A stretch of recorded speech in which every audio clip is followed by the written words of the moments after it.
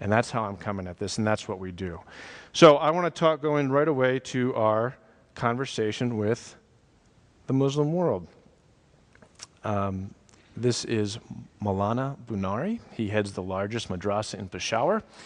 Peshawar is the capital of the Northwest Frontier Province in Pakistan. It is where Al-Qaeda was founded. It is where Taliban have refuge, have refuge, and continue to send folks. When I was over there, this picture was taken in October 2005. We had a very interesting conversation for the first time, and it was a very powerful experience, and it really brought into into practical effect and relief many of the questions that I had been thinking about and writing about as we stood up the Institute for Global Engagement. Namely, what does it really mean to love my neighbor? Can I love this neighbor? Is this neighbor made in the image of God? This neighbor knows people who work for the enemies of my country. How do you go about doing that? What is American power? What is my role as a Christian here? How do I engage him on this issue? All these things are going through my head. At the same time, of course, you're having these outer body experiences like, where's Waldo? He's right there, and he's having this conversation that you never would have thought possible, especially after 9/11. I certainly never thought that I would be in the Northwest Frontier Province. And it's an interesting story. We had somebody came up to us in fall of 2003, and they said to me, hey, how would you like to meet the Islamist party in Northwest Frontier Province? They were recently elected on a pro-Sharia and anti-American platform. USA, right? No, I don't want to go. Lord, I don't want to do any of this. And, as the Lord works, there's no such thing as once in a lifetime with God. He keeps hitting you over the head with a 2x4. And, and frankly, there's no such thing as safety either. He calls you to be secure in his relationship with him. But he doesn't promise safety. So it became clear that we were supposed to engage. And we had the chief minister of the Northwest Frontier Province over to the United States. Got to know him. And had some interesting conversations. And the first one went something like this. Why are you doing this, Chief Minister? Why are you an Islamist and a member of a freely elected party in the Northwest Frontier Province? We shouldn't forget that, Islamist. Why do you do what you do? And he said to me, Chris, I know that someday I'm going to stand before my Maker and be held accountable for the way I exercise power in the life that I led. I said, sir, we disagree on some things theologically, but that's something we can agree on. And let's find a way to work together. So he invited us back to Pakistan in October of 2005. And he's an amazing man, and it was just there. It was at that time when the earthquake hit, when 138,000 people were killed. In the middle of the crisis response that the chief minister was coordinating, because it was his province that got hit, he signed an agreement with us to work on religious freedom holistically, and because of that agreement, I started meeting faith leaders in Northwest Frontier Province. After I got done with this conversation, one of the last things that the Maulana said to me was this, and it was something I thought about for 2 years until I met him again, and I'll tell you what he meant by it when we get to that point. But he said, you Americans want respect. We want tenderness. And this is the guy that's the head of the madrasa and also the head of the political party. Religion is politics in this part of the world. He said of the JUIF, if you're familiar with that. You Americans want respect. We want tenderness. What does that mean? And how do I love my neighbor? How do I think about my American citizenship? How do I exercise power here in this part of the world, just war or otherwise, where Americans are known for the next predator strike that takes out a wedding party in the search of Al-Qaeda leaders that often are not at those wedding parties?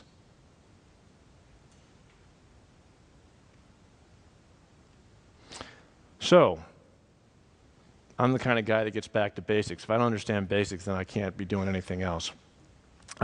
I know this is a hard map to understand for you in the Midwest, but that's water on the eastern side, and this is a place called New England. It also happens to be where I moved to after I lived in Grand Rapids when I was 1 or 2, and grew up in Massachusetts and Rhode Island.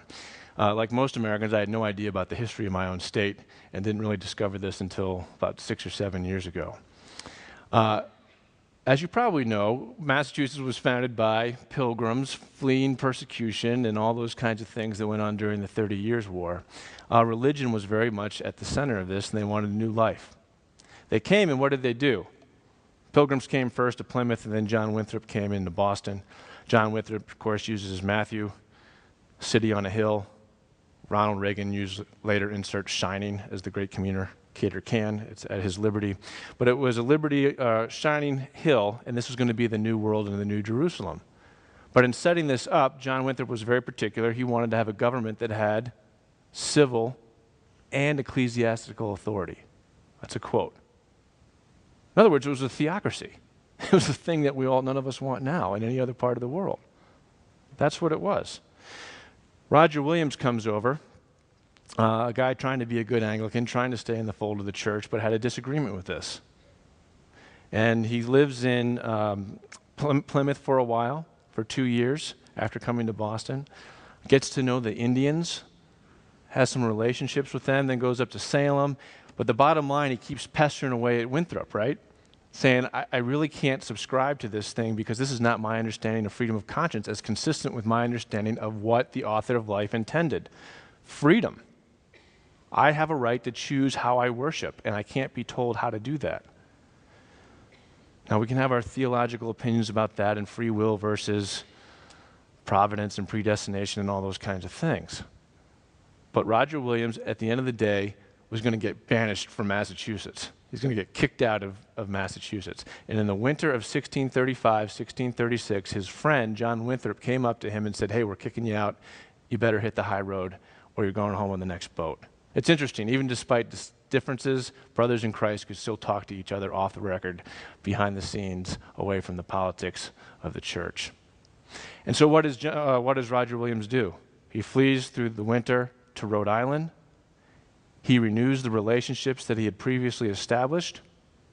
He did something crazy. He paid the Indians for their land, something the original settlers did not because it was theirs to take as a function of the colonial mandate. And he says, we're going to worship here however you want. Crazy. Religion, a reintroduction of the colonists to the Indian nations, international, and then a reconciliation to have some sort of stability such that by the 17th century you had Indians, Quakers, Jews, Baptists, all worshiping in freedom. Our civil society, Thomas Jefferson's a part of it and all the founding fathers, our civil society comes from that moment. That's who we are as a people, I believe. That's the essence of American power. We've forgotten it, and I'll come back to that as well. In particular, now I realize that there's a spelling mistake here. This is not just a former Marine who doesn't know how to do PowerPoint. This is the original English from the colonial charter, and it reflects the first colonial charter in 1647 that Rhode Island set up. A lively experience where the civil state may best be maintained where there's religious freedom. And the basic premise is this: if somebody's allowed to practice their faith freely, they'll have more loyalty to the state, as opposed to the state telling them what to do. This is religious freedom as a security issue, as a stability issue. Religious freedom as a counterterrorism issue. Not just the cornerstone of civil society, where I demonstrate the best of gospel principles, which is love your neighbor and show him or her respect. This is who we are. This is the best of who we are. Now, we have trouble remembering that sometimes. This, in case you don't recognize it, and there's no reason you should, is the bow of the John F. Kennedy. It's an aircraft carrier on July 4th, 2000. And if you can see it, there are the trade towers. Halford McKinder is this dead white guy who was the subject of my dissertation. And I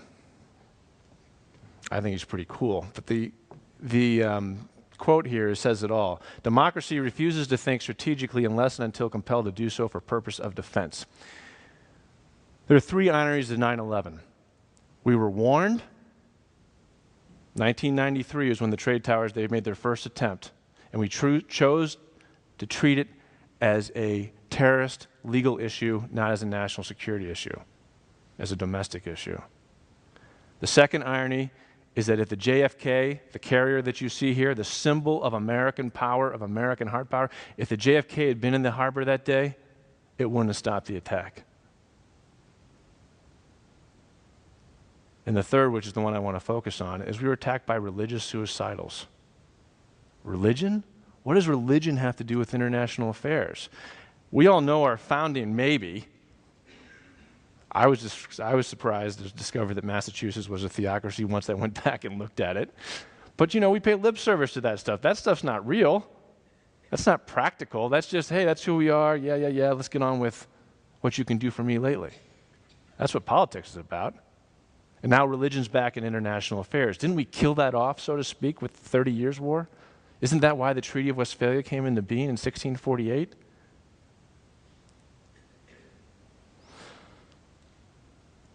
Here's the problem. There's two worldviews in how we think about life. This is how we've all been trained to think for the last 200 years or so, on the left side. It's a secular civil society where church and state are separated. That's a good thing, don't get me wrong. I'm not preaching to bring them back together. But church and state are separated, amen and amen, in the name of good governance. The casualty has been analysis. We don't know how to work religion into our analysis. We don't know how to account for a religious worldview. Think about the only two things that you've been taught not to talk about in polite company, assuming you Michigan people keep polite company. Religion and politics. The bummer of it is that our national security and global engagement exist exactly at their intersection. You've got to be able to hold both views at the same time. Or as F. Scott Fitzgerald said in 1936, the test of first-rate intelligence is the ability to hold two opposed ideas in the mind at the same time and still retain the ability to function. That's intelligence. That's the gift of the mind. We've lost our ability to function because we can't do this. And as an aside, as a Christian who happens to be an evangelical, how many of us live our faith the way on that left side? Right? 6-day secularist. Sunday's an event. I'll hold that off for later. You have to be able to allow for both. The thing that we have with engaging the Muslim worldview is that's their worldview right there. That is their worldview. God is at the center. God is sovereign. I wish you could meet my Muslim friends. The way that they take sovereignty of God is awesome. That's how they see the world. The problem, of course, is this. We're not communicating with them. We're not communicating. Have you ever thought that a country like the United States, where 90% of its people believe in something greater than themselves, 90% of our people believe in God or something like that, why is it that we can't communicate and engage the Muslim world, where at least 90% believe in God? And it's all because our government and worldview is run this way, where there's no place for religion in the analysis of the realpolitik. Our middle management of government, and I can swear to you this through multiple scars, is run by secular fundamentalists at the middle level. They've been trained not to talk about religion and politics. So how could our diplomats be talking about that? How could we engage Muslims? The political godfather of my friend, the Chief Minister Durrani of Northwest Frontier Province, he met with an American ambassador for the first time in his 30 years in politics this past September. We won't talk to them because they're religious, they're Islamists, they're the bad guy. Okay. But the thing is this, when we talk about winning the war on terror, which by the way is the dumbest thing we've ever come up with, how do you fight a tactic? We're in a war against specific terrorists. A war on terror allows all kinds of excess to happen because the term is not defined.